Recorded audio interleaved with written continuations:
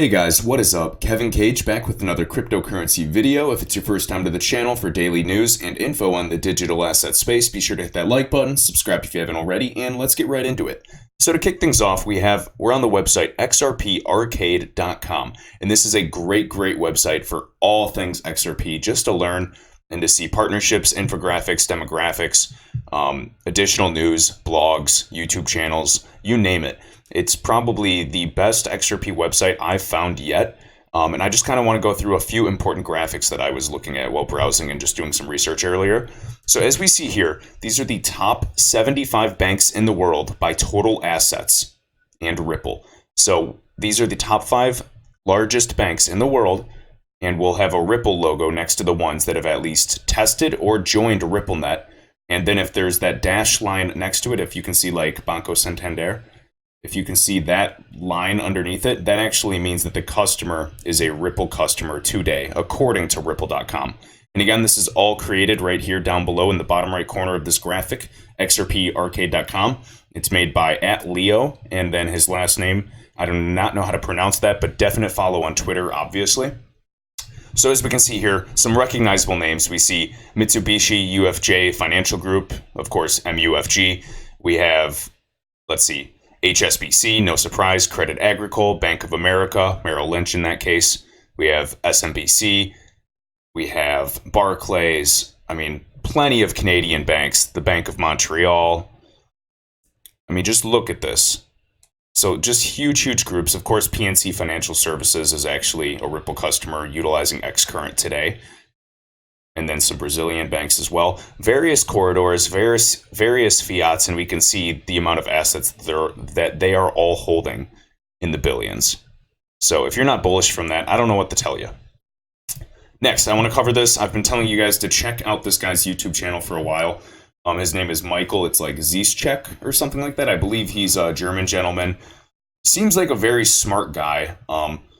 Sometimes I really enjoy his theories along with Sam I Am on YouTube. And keep in mind, an intelligent mind is able to tickle different ideas. It does not mean that I'm taking anybody's word for gospel. I'm not, you take everything with a grain of salt, even what I'm telling you, even what the digital asset investor says, anybody, politicians especially. But I want to cover this. So in this actual cost model paper, I know back in the day, I literally have a video reading this entire thing just because it was so good and helpful, and it's only 14 pages, but the cost-cutting case for banks, the return on investment of using Ripple and XRP for global interbank settlements, and it's dated back to 2016, and Michael's just referencing this. So another proof that his figures, his bullish prediction for XRP is not dead wrong. I stated overall cost of Nostros globally is around $200 billion. That's the cost. Keep in mind there's trillions of dollars sitting in there, but with liquidity issues, they incur costs on holding this amount as well. So in Ripple's cost model paper, you find this here on page 8. And again, this is all on the document as well, but let's just stick to this thread since there's only 3. So Michael goes on to say, our respondent bank that processes $12 billion in international transactions a year over 5 corridors with an average transaction size of, 6,300. Let me go to that really quick. Control F. I was just on that too. Right here. So look, 6,300 is the average transaction size. Just want to make sure I read that right. Can assume a conservative estimated 10 million one-time cost of deploying Ripple and a payback period of less than 15 months. Part 2. $12 billion is less than 1% of the global market. GPI transacts already now $600 billion a day at 75% volume. So the 200 banks, 2% of the global banks on Swift, will have a total cost of conservatively $2.5 billion. If they can use XRP, the payback period is around, and this is a rough figure, 11 months. Not even a full year. That is insane, guys. Less than a full year for an entire payback period. And again, people are saying that banks aren't gonna make all the XRP holders millionaires. Which again, they're in it to make money.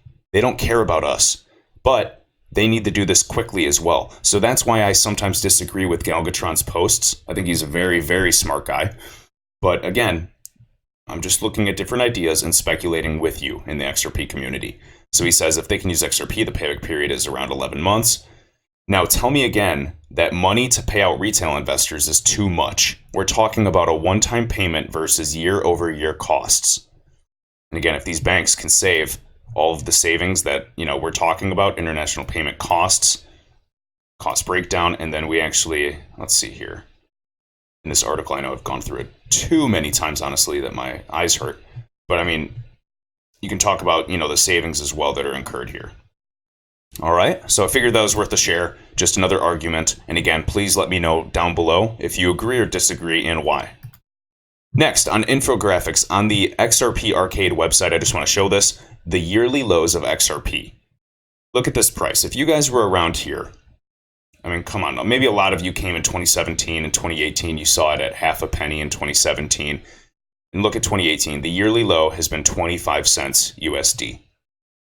This is progress. We are seeing actual use case, and as I've addressed in the previous videos, the ground floor is slowly rising. This is not like another asset. If you want to go for quick pumps, go for it.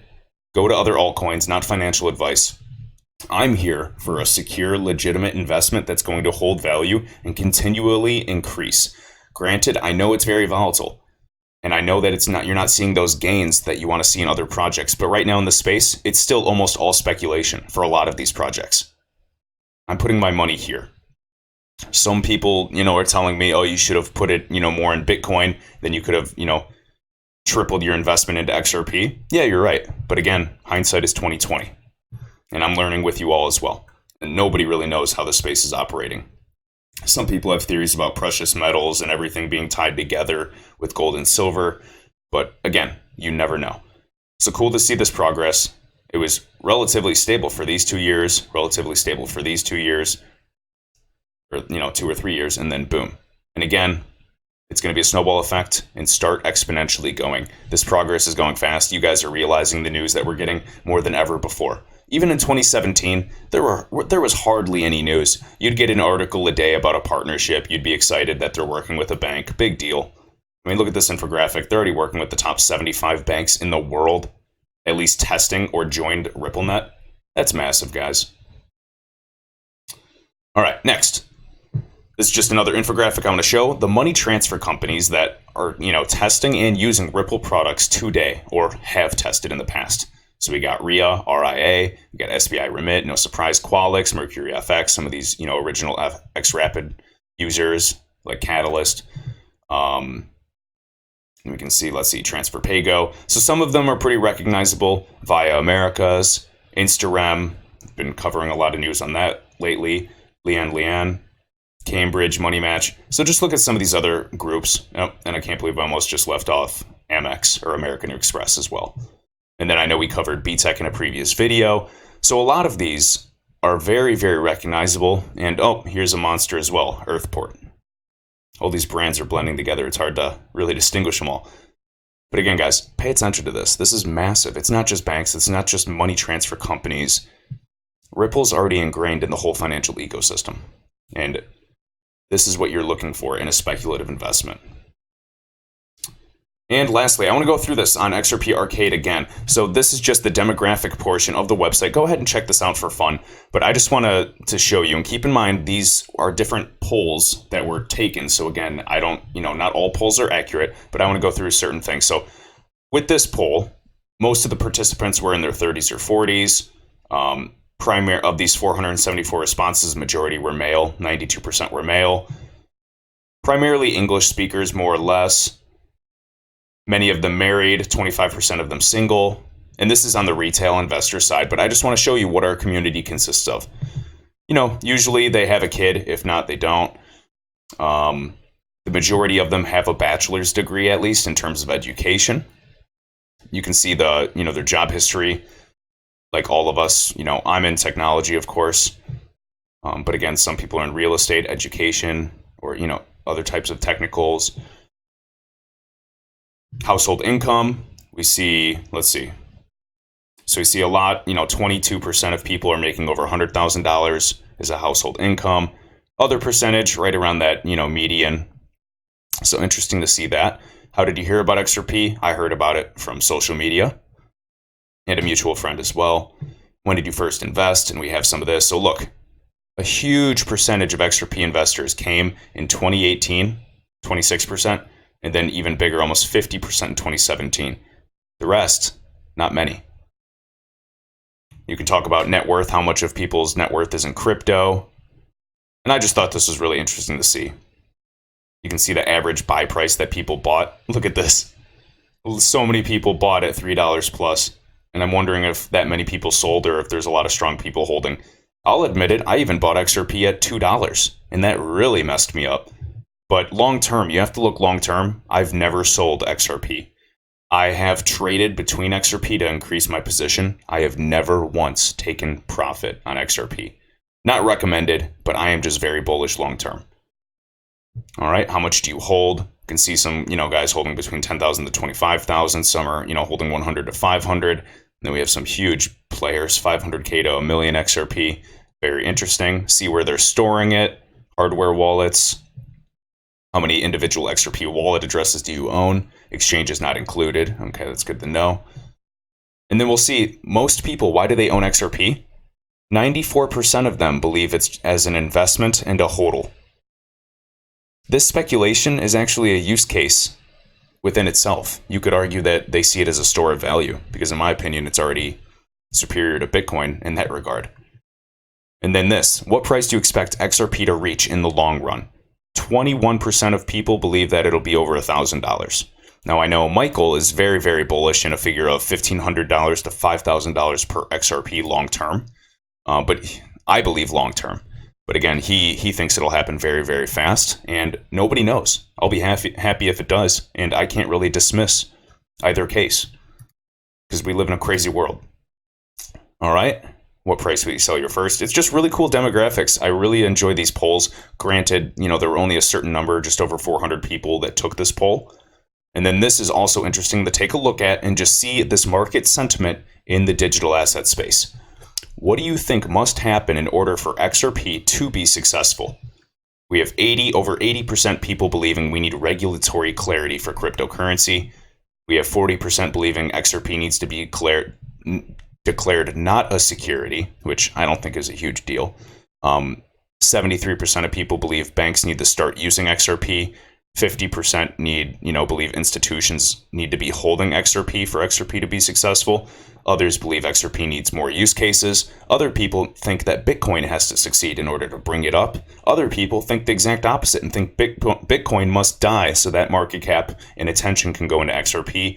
Other people say Ripple needs to stop selling XRP. For all of you that comment on my videos saying Ripple's a scam coin, that they are dumping XRP by the day, oh my gosh, I'm not even going to respond anymore. Please just do your own research and understand how a strategy works.